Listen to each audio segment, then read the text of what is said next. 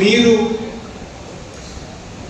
Political interest కాకుండా అడ్మినిస్ట్రేటర్గా ఆలోచిస్తే చాలా ఈజీగా ఉండే సొల్యూషన్. మొత్తం 424 వర్కులు. ఈ 424 వర్కుల్లో గ్రౌండ్ అయిన వర్క్స్ 50% వర్క్స్ ఉన్నాయి. మీరే ప్రామిస్ చేశారు 50% వర్క్స్ ఏదైతే గ్రౌండ్ అయిందో అది టేక్ కేర్ అవుతారు. I appreciate. మిగిలిన 50% వర్క్స్, ఈ మిగిలిన 50% వర్క్స్ ఎమ్మెల్యే లెటర్స్ని కన్సిడర్ చేయకపోతే ఆల్మోస్ట్ 8.5 crores డబ్బులు ఉంటాయి. నేను చెప్తాను 8.5 crores. ఇంకా బ్యాలెన్స్ ఉన్నది 2.5 కోట్లు మాత్రమే. ఆ 2.5 కోట్లలో ఇంకా 6 months 8 months టైం ఉంది. సో 10 months ఉంది.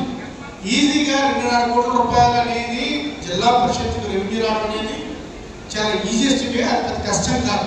ఇంకొకసారి గమనించారు. ఇప్పుడు మీ ప్రాబ్లం ఎక్కడ వస్తుందంటే వీళ్ళు వర్కులు పెట్టడం వల్ల ప్రాబ్లం రావట్లేదు. ప్రాబ్లం ఎక్కడ వచ్చిందంటే వీళ్ళని బైపాస్ చేసి ఎమ్మెల్యే లెటర్స్ మీరు తీసుకోవడం వల్ల వచ్చిన ప్రాబ్లం. ఆ ఎమ్మెల్యే లెటర్స్ ని మీరు కన్సిడర్ చేయకుండా ఈ జెడ్పీటీసీ లెటర్స్ మీరు కన్సిడర్ చేస్తే అసలు ప్రాబ్లం ఏం కాదు. దానికి లోటు కొట్టేట్లేదు, ఏమి లేదు. ఆల్రెడీ చెప్పారు. 2, ఎప్పుడు చూసినా మనం ఏ వర్క్ చేసుకున్నా లేకపోతే ఏ ప్రాజెక్ట్ చేసుకున్నా ప్రిడిక్షన్స్ మీదే ఆధారపడి చేస్తాం. డబ్బులు ఉంటేనే పని చేస్తానికి ఉండదు. అలాంటి మన అమరావతి కూడా కట్టాం, కోర్టు కూడా కట్టాం. మనకు ప్రొడక్షన్ ఉంటుంది.